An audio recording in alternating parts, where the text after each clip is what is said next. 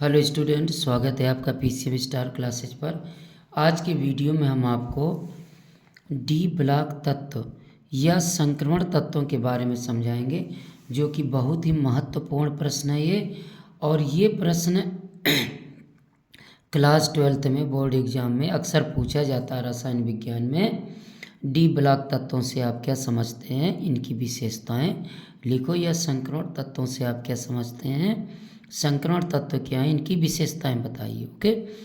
और इनसे रिलेटेड, संक्रमण तत्वों से रिलेटेड और भी बहुत छोटे छोटे प्रश्न पूछे जाते हैं, जो इसी वीडियो में आपको मिल जाएंगे। आप अंत तक इस वीडियो को देखिएगा और आपको डी ब्लॉक तत्वों से संबंधित सारी जानकारी, यानी इससे रिलेटेड जितने भी प्रकार के प्रश्न पूछे जाते हैं वो सभी आपको इस वीडियो में मिल जाएंगे। तो आप अंत तक इस वीडियो को देखिएगा। आइए समझते हैं सबसे पहले डी ब्लॉक तत्व या संक्रमण तत्व। डी ब्लॉक के तत्व क्या हैं? वे तत्व जिनमें अंतिम इलेक्ट्रॉन बाह्य कोश से पिछले कोश के डी उपकोश में प्रवेश करता है। वे तत्व जिनमें अंतिम इलेक्ट्रॉन बाह्य कोश से पिछले कोश के डी उपकोश में प्रवेश करता है, डी ब्लॉक के तत्व कहलाते हैं। यानी वे तत्व जिनमें अंतिम इलेक्ट्रॉन बाहरी कोश से एक पिछले कोश के डी उपकोश में प्रवेश करता है, वो क्या कहलाते हैं? डी ब्लॉक के तत्व कहलाते हैं। ओके। इन तत्वों के बाहरी कोश का इलेक्ट्रॉनिक विन्यास NS1 से 2 तथा उससे पिछले कोश का इलेक्ट्रॉनिक विन्यास N-1S2 P6 और D1 to 10 होता है। ये बहुत इंपॉर्टेंट, ये पूछा जाता है। संक्रमण तत्व यानी डी ब्लॉक तत्वों के बाहरी कोश का जो इलेक्ट्रॉनिक विन्यास होता है वो क्या होता है? NS1 से 2 तथा बाहरी से एक पिछले कोश का इलेक्ट्रॉनिक विन्यास क्या होता है? N-1S2 P6 और D1 to 10। यानी बाहरी कोश से देखिए, डी ब्लॉक तत्व के बाहरी कोश में एक या दो इलेक्ट्रॉन होते हैं। ओके। और बाहरी कोश से एक पिछले कोश में, यानी N-1वें कोश में, N-1वें कोश के S उपकोश में 2 इलेक्ट्रॉन, P में 6 और D में 1 से 10 तक हो सकते हैं। ओके। इस ब्लॉक में क्रमशः 3rd B, 4th B, 5th B, 6th B, 7th B, 8, 8, 8, 1st B तथा 2nd B के तत्व आते हैं। इस ब्लॉक में कौन कौन से समूह के तत्व आते हैं? तो ध्यान रखिएगा, इस ब्लॉक में 3rd B, 4th B, 5th B, 6th B, 7th B, 8, 8, 8, 1st B तथा 2nd B के तत्व आते हैं। तो अगर केवल पूछा जाए कि संक्रमण तत्व क्या है, ये डी ब्लॉक के तत्व क्या है, तो आप इतनी जानकारी देंगे। ओके। वे तत्व जिनमें अंतिम इलेक्ट्रॉन बाहरी कोश से पिछले कोश के डी उपकोश में प्रवेश करता है, डी ब्लॉक के तत्व कहलाते हैं।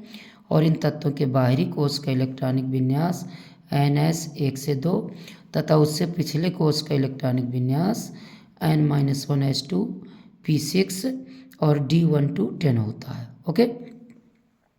और इस ब्लॉक में क्रमशः कौन कौन से तत्व आते हैं, कि कौन कौन से समूह के? 3rd B, 4th B, 5th B, 6th B, 7th B, 8, 8, 8 और 1st B तथा 3rd B के तत्व आते हैं। आप जानते हैं कि आवर्त सारणी में जो 8वां समूह है वो 3 बार है, तो इस प्रकार से यहाँ 3 बार लिखा गया। ओके। आइए अब समझते हैं इनकी विशेषताएं।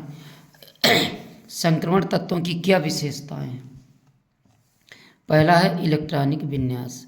इनके बाहरी कोश के इलेक्ट्रॉनिक विन्यास NS1 से 2 तथा बाहरी से एक पिछले कोश का इलेक्ट्रॉनिक विन्यास N-1S2 P6 D 1 से 10 होता है। जैसे अब एग्जाम्पल देखिएगा, इसमें स्कैंडियम है 21, इसका इलेक्ट्रॉनिक विन्यास होगा 1S2 2S2 2P6 3S2 3P6 और 3D1 4S2। देखिए, जो अंतिम इलेक्ट्रॉन होगा वो किस पर जाएगा? 3D में जाएगा। 4S पहले भर जाएगा, उसके बाद 3D में अंतिम इलेक्ट्रॉन आएगा। तो अंतिम इलेक्ट्रॉन देखिए, पहले 1S भरेगा, फिर 2S, फिर 2p, फिर 3s 3p, इसके बाद 4s भर जाएगा, तब एक इलेक्ट्रॉन बचेगा, वो किस में आएगा 3d में। इसी प्रकार टाइटेनियम है 22, 1s2 2s2 2p6 3s2 3p6। अब चूँकि 4s भर चुका है तो अब इलेक्ट्रॉन किस पर जाएंगे, 3d में ही एक एक करके जाएंगे। और d में आप जानते हैं कितने होते हैं, 1 से लेकर के 10 तक होते हैं। ओके, तो इसमें क्या आ जाएगा 1s2 2s2 2p6 3s2 3p6 3d2 4s2। Okay, vanadium 1s2 2s2 2p6 3s2 3p6 3d 3 4s2। Chromium, देखिए क्रोमियम जो है वो आप-अभाव नियम का पालन नहीं करता, ये अपवाद है। इसका इलेक्ट्रॉनिक विन्यास देखिए क्या है, 1s2 2s2 2p6 3s2 3p6। और इसमें क्या होना चाहिए था, वैसे आप-अभाव नियम के अनुसार 3d4 होना चाहिए था, लेकिन 3d4 ना होके क्या है 3d5 है। क्यों, क्योंकि हम जानते हैं कि आधे भरे हुए कक्षक या पूर्णतः भरे हुए कक्षक जो होते हैं वो अधिक स्थायी होते हैं। तो जैसे ही इसमें 3d में 4 इलेक्ट्रॉन होते हैं, जब 3d में 4 इलेक्ट्रॉन हो जाते हैं तो 4s से एक इलेक्ट्रॉन इस पर आ जाता है, तो 3d में कितने हो जाते हैं, 5 इलेक्ट्रॉन हो जाते हैं। 5 लिखा है, 5 है ये, 5 इलेक्ट्रॉन हो जाते हैं। ओके, तो इससे क्या होता है, जो 3d उपकोष है वो क्या हो जाता है, हाफ फिल हो जाता है, तो इसका स्थायित्व बढ़ जाता है। क्योंकि आधे भरे हुए या पूर्णतः भरे हुए कक्षक अधिक स्थायी होते हैं। हम जानते हैं कि डी में अधिकतम कितने होते हैं, 10 होते हैं। तो अगर इसमें 5 इलेक्ट्रॉन हो जाएंगे तो ये क्या हो जाएगा, हाफ फिल हो जाएगा। ओके, और अगर 10 हो जाएंगे तो फुल फिल हो जाएगा। तो इसका हाफ फिल पूरा कराने के लिए 4s से एक इलेक्ट्रॉन इस पर आ जाता है, तो इस पर इसका जो क्रोमियम का सही इलेक्ट्रॉनिक विन्यास है वो क्या होगा, 1s2 2s2 2p6 3s2 3p6 3d5। 4 नहीं होगा, क्या होगा 3d5 और 4s1। ओके, अब अगला manganese 1s2 2s2 2p6 3s2 3p6 3d5 ही रहेगा, और यहाँ से जो एक इलेक्ट्रॉन आया था तो अगला इलेक्ट्रॉन उसी पर जाएगा, तो क्या आ जाएगा 4s2। Iron 1s2 2s2 2p6 3s2 3p6 3d6, अब फिर इसी में जाने लगेगा 3d6 4s2। Cobalt 27 1s2 2s2 2p6 3s2 3p6 3d7 4s2।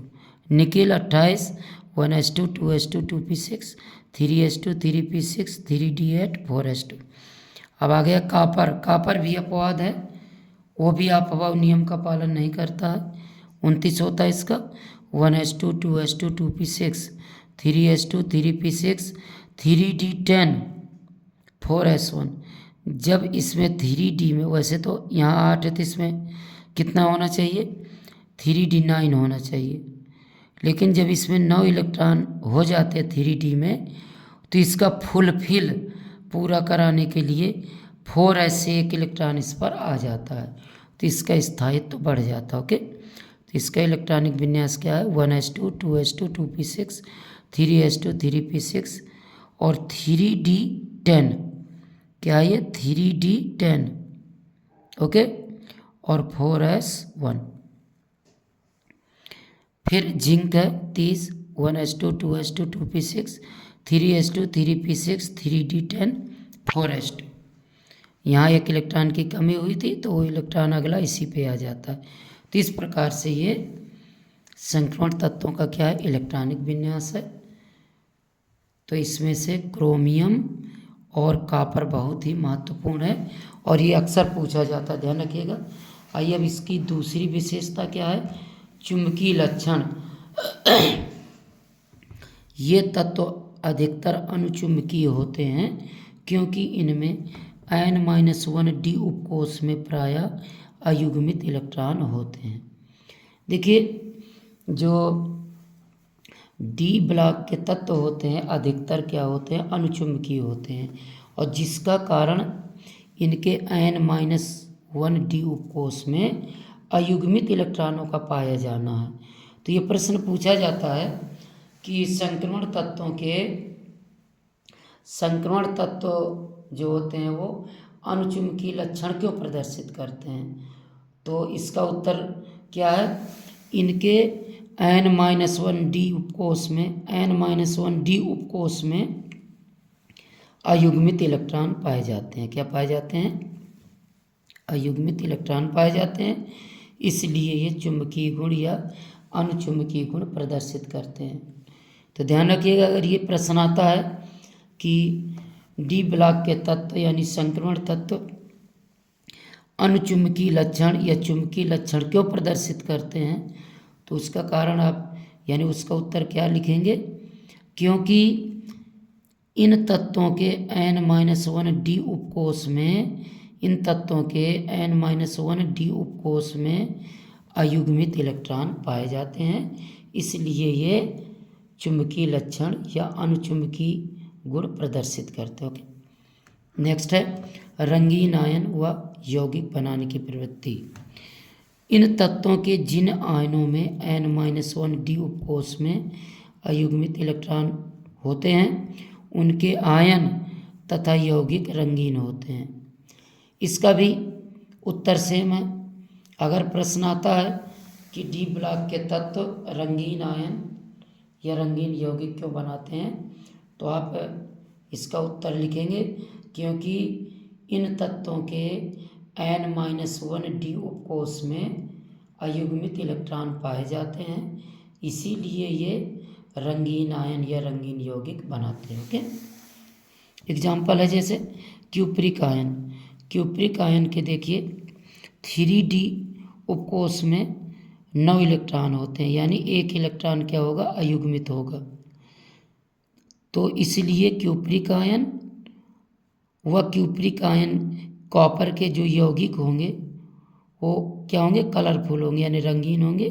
किस कलर के होते हैं, नीले रंग के होते हैं। ध्यान रखिएगा, कॉपर आयन Cu2+, जो Cu2+ क्यूप्रिक आयन है, इसके जो आयन व यौगिक कैसे होते हैं, नीले रंग के होते हैं। तो ध्यान रखिएगा, अगर प्रश्न पूछा जाता है कि संक्रमण तत्व रंगीन आयन क्यों बनाते हैं या संक्रमण तत्व रंगीन यौगिक क्यों बनाते हैं, तो इसका उत्तर आप देंगे क्योंकि इनके N-1d उपकोष में अयुग्मित इलेक्ट्रॉन पाए जाते हैं, इसलिए ये रंगीन आयन या रंगीन यौगिक बनाते हैं। नेक्स्ट है संकुल आयन बनाने की प्रवृत्ति। संकुल आयन यानी जटिल आयन या इन्हें कहते हैं संकर आयन। ओके, तो इन तत्वों के आयनों में उचित ऊर्जा के डी उपकोष उपलब्ध होने के कारण तथा आयनों पर उच्च धनावेश तथा आयनिक त्रिज्या छोटी होने के कारण ये संकर आयन बनाने की विशेष प्रवृत्ति रखते हैं। अगर प्रश्न आता है कि डी ब्लॉक के तत्व संकुल आयन या संकर आयन या जटिल आयन क्यों बनाते हैं, तो इसका कारण क्या है, क्योंकि इन तत्वों के आयनों में उचित ऊर्जा के डी उपकोष उपलब्ध रहते हैं तथा आयनों पर उच्च धनावेश तथा आयनिक त्रिज्या छोटी होने के कारण ये संकर आयन बनाने की विशेष प्रवृत्ति रखते हैं। जैसे देखिए आयरन है, तो ये संकर आयन बनाता है क्या, FeCN6 3- फेरिसाइनाइड आयन। इसी तरह ये दूसरा बनाता है FeCN6 4- फेरोसाइनाइड आयन।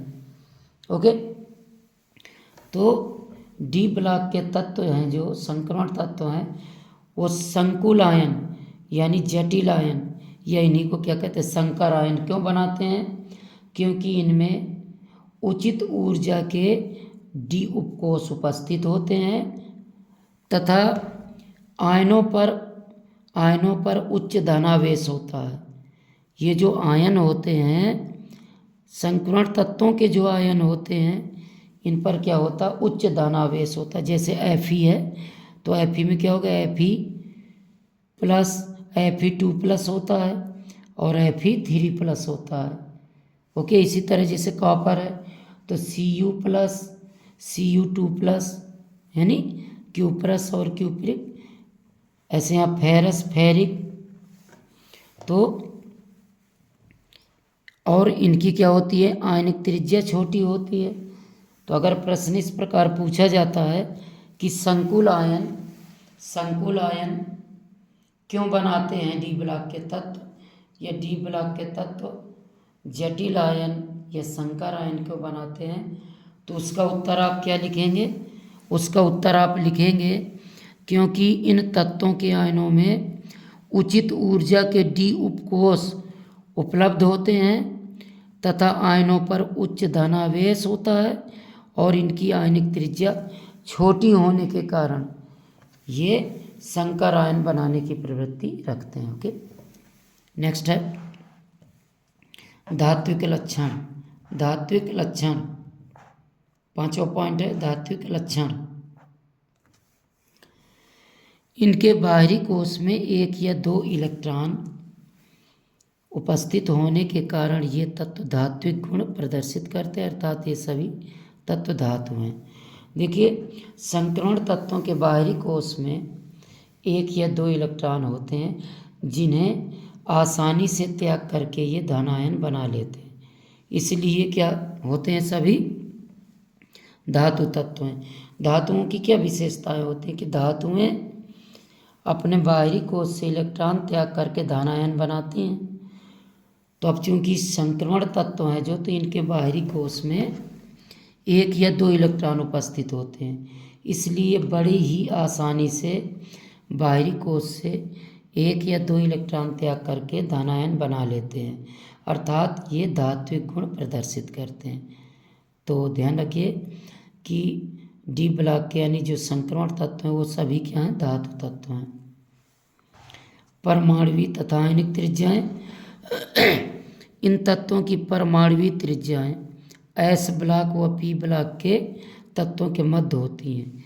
इसका मतलब है कि एस ब्लॉक से बड़ी होती हैं और पी ब्लॉक से छोटी होती हैं। किसी भी श्रेणी में यानी आवर्त में किसी भी श्रेणी में बाएं से दाएं जाने पर परमाणु क्रमांक में वृद्धि के साथ साथ इनकी परमाणु व आयनिक त्रिज्याओं के मान घटते हैं और किसी वर्ग में ऊपर से नीचे जाने पर परमाणु व आयनिक त्रिज्याओं के मान बढ़ते हैं। ये ध्यान रखिएगा, किसी आवर्त में बाएं से दाएं जाने पर संक्रमण तत्वों की परमाणु व आयनिक त्रिज्याएं अपरमाणु व आयनिक त्रिज्याओं के मान में क्या होती है, कमी होती है। और अगर किसी समूह में हम किसी वर्ग में ऊपर से नीचे जाते हैं तो इन तत्वों की परमाणु व आयनिक त्रिज्याओं के मान क्या हैं, बढ़ते हैं। ओके, गलनांक व क्वथनांक। इनके गलनांक व क्वथनांक इनके आंतरिक कोश में उपस्थित अयुग्मित इलेक्ट्रॉनों के कारण उच्च होते हैं, यानी संक्रमण तत्वों के गलनांक व क्वथनांक क्या होते हैं, उच्च होते हैं। Okay, आयनन enthalpy. इन तत्वों की आयनन एंथैल्पी एस ब्लॉक के तत्वों से अधिक तथा पी ब्लॉक के तत्वों से कम होती है। अगर प्रश्न पूछा जाए कि संक्रमण तत्वों के गलनांक व क्वथनांक उच्च क्यों होते हैं, तो क्या लिखेंगे इसका उत्तर, इनके गलनांक व क्वथनांक इनके आंतरिक कोश में उपस्थित अयुग्मित इलेक्ट्रॉनों के कारण उच्च होते हैं। नेक्स्ट है परिवर्ती संयोजकता। बहुत इंपॉर्टेंट है, ये पूछा जाता है संक्रमण तत्व परिवर्ती संयोजकता क्यों व्यक्त करते हैं। ओके, तो आइए देखते हैं इसका क्या कारण है। परिवर्ती संयोजकता, ये तत्व परिवर्ती संयोजकता व्यक्त करते हैं क्योंकि इनके NS व N-1D इलेक्ट्रॉन आबंध बनाने में भाग लेते हैं। देखिए, ये तत्व परिवर्ती संयोजकता इसलिए प्रदर्शित करते हैं क्योंकि इनके NS यानी बाहरी कोश NS का मतलब क्या है, बाहरी कोश, और उससे N-1 D उपकोष, बाहरी उपकोष, ये तत्व परिवर्ती संयोजकता व्यक्त करते हैं क्योंकि इनके NS उपकोष व N-1D उपकोष दोनों ही उपकोषों के इलेक्ट्रॉन आबंध बनाने में भाग लेते हैं। बहुत इंपॉर्टेंट है। ये तत्व परिवर्ती संयोजकता व्यक्त करते हैं क्योंकि इनके NS व N-1D इलेक्ट्रॉन आबंध बनाने में भाग लेते हैं। इसका मतलब है कि NS यानी बाहरी उपकोष, NS क्या हो गया, बाहरी, और N-1 उससे एक पिछला D उपकोष, इन दोनों उपकोषों के इलेक्ट्रॉन NS व N-1D उपकोष, इन दोनों उपकोषों के इलेक्ट्रॉन आबंध बनाने में भाग लेते हैं। ओके, अगला है उत्प्रेरकी गुण। ये तत्व उत्प्रेरकी गुण व्यक्त करते हैं जिसका मुख्य कारण रिक्त D उपकोषों की उपस्थिति व परिवर्तनशील ऑक्सीकरण अवस्था है। अगर प्रश्न आता है कि D ब्लॉक के तत्व परिवर्ती ऑक्सीकरण उत्प्रेरकी गुण क्यों प्रदर्शित करते हैं, तो आप क्या लिखेंगे, ये तत्व उत्प्रेरकी गुण व्यक्त करते हैं जिसका मुख्य कारण रिक्त D उपकोषों की उपस्थिति व परिवर्तनशील ऑक्सीकरण अवस्था है। ओके, तो ध्यान रखिएगा। तो इस प्रकार अगर आता है कि संक्रमण तत्व क्या हैं, उनकी क्या विशेषताएं हैं, तो आप उनकी परिभाषा लिखिएगा और इन विशेषताओं में से जो भी विशेषता पूछी जाए, 2-3 विशेषताएं पूछी जाती हैं तो आप लिख सकते हैं। ओके, अब इससे रिलेटेड देखो प्रश्न किस प्रकार पूछे जाते हैं वो भी हम समझा देते हैं आपको। देखो इस प्रकार का प्रश्न पूछा जाएगा इससे रिलेटेड, बहुत इंपॉर्टेंट है, कई बार पूछा गया है। संक्रमण तत्व परिवर्ती ऑक्सीकरण अवस्थाएं प्रदर्शित करते हैं क्यों, ये बहुत इंपॉर्टेंट क्वेश्चन है। इसका उत्तर है संक्रमण तत्व परिवर्ती ऑक्सीकरण अवस्थाएं प्रदर्शित करते हैं जिसका मुख्य कारण इनके N-1D व NS उपकोषों में इलेक्ट्रॉनों की उपस्थिति तथा DYS उपकोषों के कोषों का अति निकट होना है। इस कारण संक्रमण तत्वों में आंतरिक कोष के इलेक्ट्रॉन आसानी से निकल जाते हैं और ऑक्सीकरण अवस्थाओं की संख्या बढ़ जाती है। ओके, तो यह है इसका कारण। और दूसरा प्रश्न पूछा जाता है इस तरह से, D ब्लॉक के तत्व अनुचुंबकीय लक्षण क्यों प्रदर्शित करते हैं, तो D ब्लॉक के तत्वों के N-1D उपकोष में अयुग्मित इलेक्ट्रॉनों की उपस्थिति के कारण ये अनुचुंबकीय लक्षण प्रदर्शित करते हैं। नेक्स्ट है, D ब्लॉक के तत्व परिवर्ती संयोजकता क्यों व्यक्त करते हैं, तो इसका उत्तर है D ब्लॉक के तत्व परिवर्ती संयोजकता व्यक्त करते हैं क्योंकि इन तत्वों में NS व N-1D कक्षकों की ऊर्जा में बहुत कम अंतर होता है, जिस कारण इन कक्षकों में उपस्थित सभी इलेक्ट्रॉन आबंध निर्माण में भाग ले सकते हैं। अर्थात इन तत्वों में NS व N-1D इन दोनों कक्षकों के इलेक्ट्रॉन आबंध बनाने में भाग लेते हैं। ओके, अगला क्वेश्चन है, तो ये समझ में आ गया होगा कि D ब्लॉक के तत्व परिवर्ती संयोजकता क्यों व्यक्त करते हैं। D ब्लॉक के तत्व परिवर्ती संयोजकता व्यक्त करते हैं क्योंकि इन तत्वों में NS व N-1D कक्षकों की ऊर्जा में बहुत कम अंतर होता है, जिस कारण इन कक्षकों में उपस्थित सभी इलेक्ट्रॉन बंध निर्माण में भाग ले सकते हैं। ओके, अगला है, D ब्लॉक के तत्व रंगीन आयन क्यों बनाते हैं। इन तत्वों के जिन आयनों में N-1d उपकोष में अयुग्मित इलेक्ट्रॉन होते हैं उनके आयन तथा यौगिक रंगीन होते हैं। जैसे Cu2+ आयन, इसके देखिए 3d उपकोष में 9 इलेक्ट्रॉन होते हैं, यानी एक अयुग्मित इलेक्ट्रॉन होगा, तो इसीलिए Cu+ आयन तथा इसके यौगिक क्या होते हैं, कलरफुल यानी नीले रंग के होते हैं। तो इस प्रकार से इस वीडियो में हमने आपको संक्रमण तत्वों से संबंधित जितनी भी जानकारी है वो आपको दे दिया है, और उम्मीद करते हैं कि वीडियो आपको पसंद आया होगा। अगर वीडियो पसंद आया हो तो प्लीज़ इसको लाइक और शेयर ज़रूर कर दें। धन्यवाद।